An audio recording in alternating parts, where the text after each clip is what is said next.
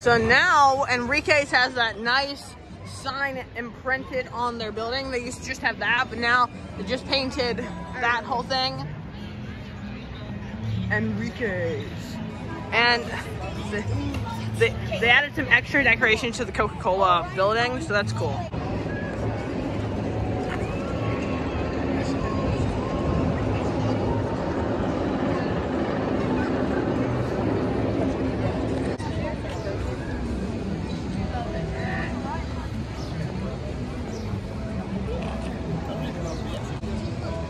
So like the queue for whatever, Soul Spin or Adventure Express is doing pretty good. No, you're right.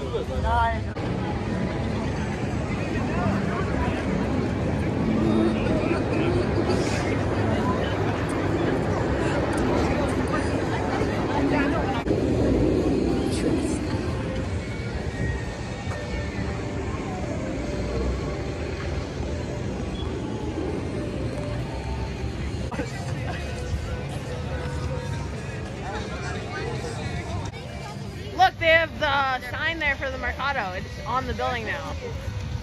It's on the building. Wow. That's cool.